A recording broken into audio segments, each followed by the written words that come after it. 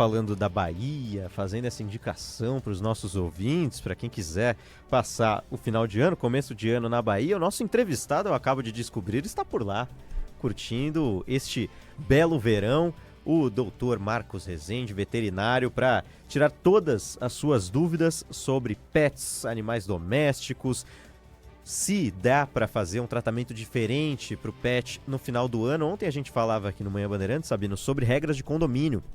Muitos ouvintes perguntaram também sobre os cuidados com o cachorro, o gato, o papagaio, com o animal doméstico, caso a pessoa vá viajar.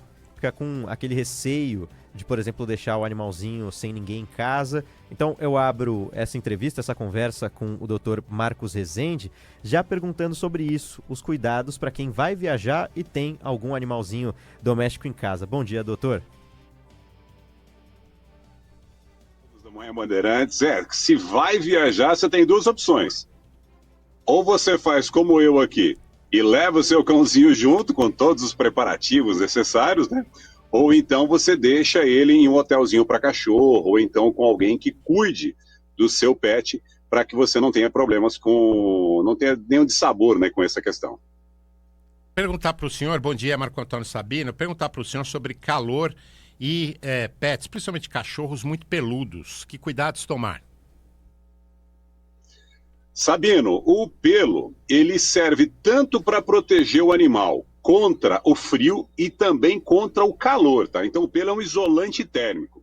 Algumas raças, elas são adaptadas para o frio, que vem muito para o Brasil, não são adaptadas para o frio, como São Bernardo, Labrador, Rottweiler. Então o cuidado que a gente tem que ter com esses cachorros peludos é sempre ter um ambiente sombreado, um piso frio, para que eles possam fazer troca de calor. Importante também a gente ficar atento com esses animais expostos ao sol. A gente leva os animais para a praia e esquece, ou para um passeio, para a fazenda. É importante que eles tenham uma área de sombra e muita água à vontade, porque essas raças bebem muita água. Para uma questão mais do que hidratação, mas para uma questão de controle térmico. Então, um animal peludo, o pelo ele serve de cobertor térmico, protegendo tanto contra o calor, quanto contra o frio, viu, Sabino? Mas aí é muito importante a gente fornecer para esses animais a sombra, porque se deixar no sol não tem cobertor térmico que segure, né? Agora, tem gente, viu, doutor Marcos, já vi isso, eu não gosto muito dessa prática, o senhor vai me dizer se ela é adequada ou não. Tem gente que bota o animal na piscina. Depende da raça, é bom, Sabino. Algumas raças, como o Rottweiler, o Labrador, o Golden, são raças que gostam de água. Então é preciso a gente respeitar muito as raças. Algumas são prontas para isso. Ela tem uma proteção própria para a orelha, não entra água na orelha da maneira como entra em outras.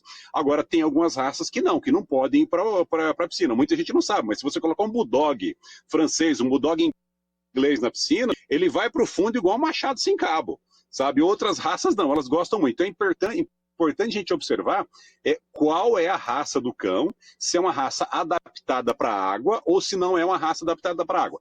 É adaptada para a água? Ótimo. Pode levar o animal, pode colocar o animal na piscina com todos os cuidados necessários.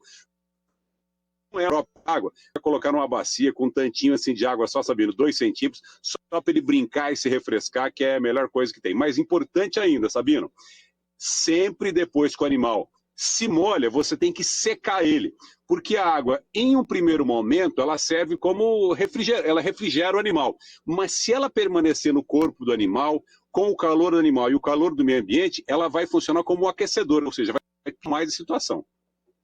Doutor, o senhor falou sobre colocar principalmente na piscina o animal, mas e na praia? Além da água da praia ser diferente da água da piscina, que cuidados tomar? Pode levar um cachorro, um gato, por exemplo, para a praia? O que o senhor pode recomendar para os nossos ouvintes? Depende muito da regra do local, a gente precisa observar. Algumas praias não são permitidas. Se você vai levar um animal para a praia, leva também o seu saquinho de recolher as coisas, porque ninguém merece chegar na praia e encontrar os dejetos do seu. Então, sendo lixo orgânico ou não. Então é importante essa questão. Primeiro ponto. Se vai levar o animal para a praia, a gente precisa ficar atento com a água salgada, como você bem destacou. Ao trazer ele de volta, aquele sal ele pode irritar a pele de alguns animais. Não são todos, mas alguns elas podem ser irritados. Então a gente precisa também fazer um banho nesse animal, secar ele muito bem, para que ele não tenha nenhum problema, uma semana na praia. Tudo bem, não vai lavar o animal todo dia. Mas no final da semana, quando vai voltar, limpa esse animal, lava muito bem ele, hidrata o pelo, a pele desse animal, seca direitinho para ele não ficar com aquele resíduo. Aí uma outra coisa muito importante. O litoral brasileiro, assim como diversas outras regiões, elas são endêmicas para a leishmaniose. Sim, esse é um problema sério que pode acometer inclusive os seres humanos. Se vai levar um animal para a praia, se vai levar um animal para a fazenda, agora na época das férias, leve esse animal com aquelas coleiras de proteção contra o mosquito palha. Por quê? Porque se o mosquito picar um animal contaminado e picar o seu animalzinho que está sadio, ele pode transmitir essa doença. E uma das recomendações para animais que são contaminados com essa doença é a eutanásia. Então, se vai levar o animal para a praia, use uma coleira para a proteção do mosquito, para que o animal esteja protegido contra o mosquito palha e não adquira a leishmaniose. Com esse calor, Dr. Marcos Rezende, veterinário, conversando conosco, com esse calor, muitos seres humanos comem um pouco menos, comida mais leve, né? O animal come menos também nessa época ou não? Há alguma necessidade de se trocar, de se indicar alguma alimentação especial? Sabino, perfeita colocação. Sabe que isso é muito comum, a gente usa muito isso na suinocultura e na avicultura, né? A gente aumenta a energia desses animais para eles comerem mais. E com os cães, conosco acontece isso, para eles comerem mais energia na dieta, mesmo consumindo menos. Com os cães acontece a mesma coisa, Sabino. Agora, a gente precisa observar. Se o animal diminui muito a ingesta, a gente precisa colocar uma ração com maior nível energético, maior nível proteico, para que ele continue ingerindo a quantidade de nutrientes que a gente precisa. Mas, no geral, Sabino, uma outra alternativa que a gente tem é fornecer o alimento à noite. Animais adultos, cães adultos, eles podem comer somente uma vez por dia. Então a gente sempre opta por fazer a alimentação deles na parte noturna, porque aí eles comem melhor, comem naturalmente, como se estivesse comendo em dias mais frios. Doutor, uma dúvida que surgiu por aqui, a nossa produtora Clara Viterbo, é sobre aqueles sapatinhos que as pessoas colocam nos cachorros, principalmente tentando fazer com que a pata do cachorro ou do gato não tenha alguma queimadura. É bom colocar esses sapatinhos? Como fazer alguma coisa para proteger a pata desse animalzinho para não ter nenhuma queimadura desse tipo?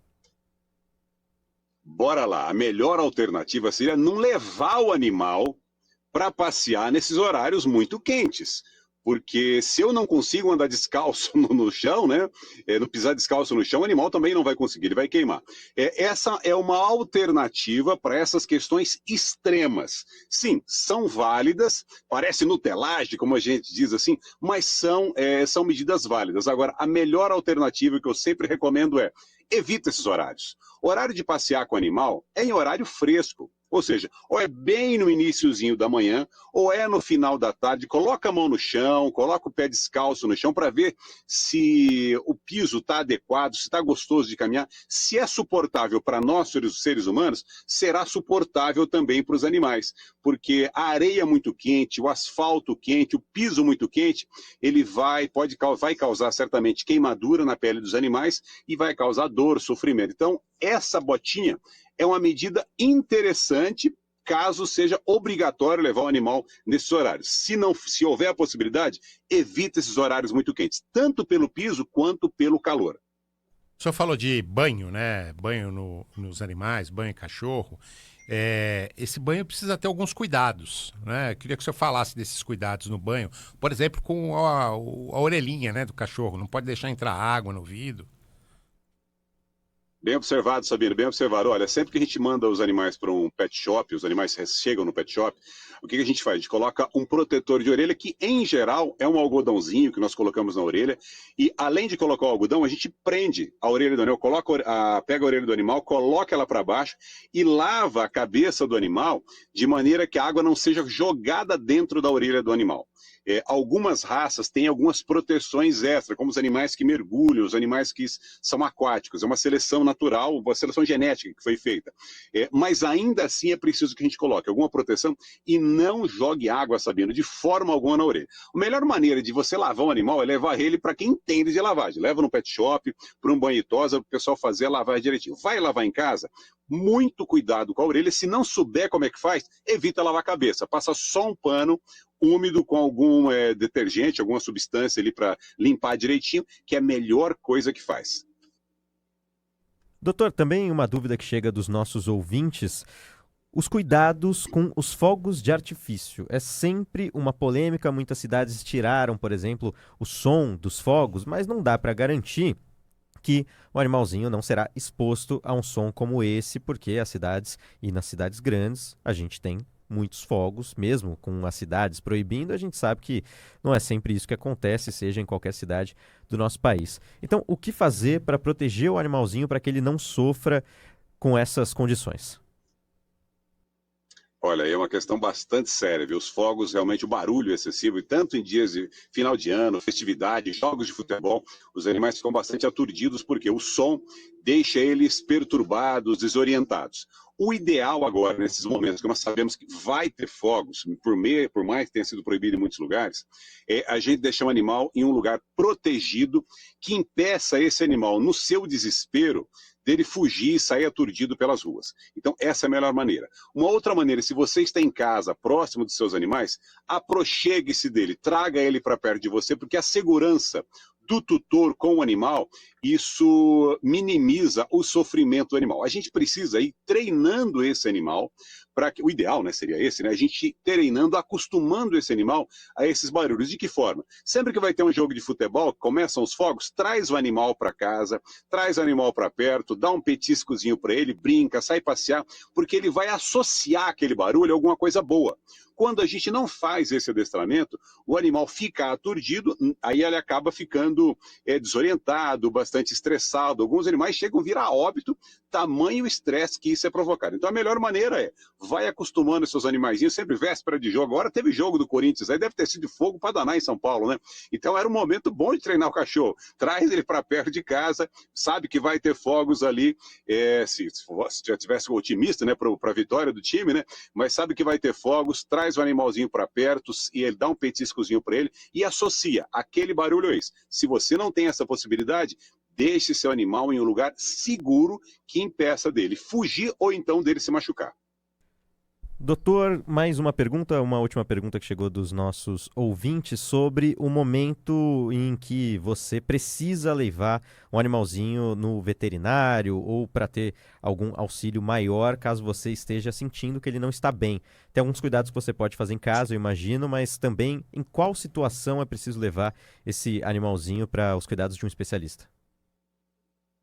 Eu sempre digo o seguinte, se a gente tem alguma dúvida em relação à saúde do seu animal, o melhor profissional para você procurar uma orientação é um médico veterinário. E se é um pet, um médico veterinário especialista em pequenos animais. Tem gente que é especialista em gato, em animais que são pequenos, né? Em animais exóticos, como as calopsitas, as cacatuas e também nos cães. Leve em um profissional que você confie, porque essa é a maneira mais segura e também mais barata de você ter uma orientação. Muitas vezes a gente pode utilizar um medicamento equivocado em um animal e aquele medicamento que é correto para o animal pode matar o outro. Dou um exemplo, aspirina. Você dá uma aspirina para um gato, você vai levar esse animal a óbito e a gente, ser humano, pode consumir. Então é muito importante a gente procurar o profissional adequado. Os cães, eles precisam ir aos veterinários pelo menos 2 vezes por ano. A gente precisa vacinar os nossos animais contra a raiva, que é uma doença que tem voltado, nós temos vacinado pouco contra a raiva. Nós precisamos vacinar os animais contra diversas doenças, como sinomose, coronavirose, parvovirose, doenças respiratórias. Então, cada vez que eu preciso vacinar um animal, leve ele e ele já vai fazer uma consulta, vai fazer o check-up geral e a gente vai ter certeza que esse animal está sadio. Ter um animal de estimação é responsabilidade e significa também investimento, que seja um investimento de 2 consultas por ano, mas essa é a melhor maneira de a gente manter o nosso animal sadio, seguro, e essa segurança e essa saúde vai ser promovida para o animal, também vai ser promovida para a gente, porque o animal, se não estiver sadio, ele pode ser portador de algumas doenças que podem ser transmitidas também para os seres humanos. Doutor Marcos Rezende, veterinário, está aqui conosco. Doutor, muito obrigado por nos atender, conversar com o ouvinte da Rádio Bandeirantes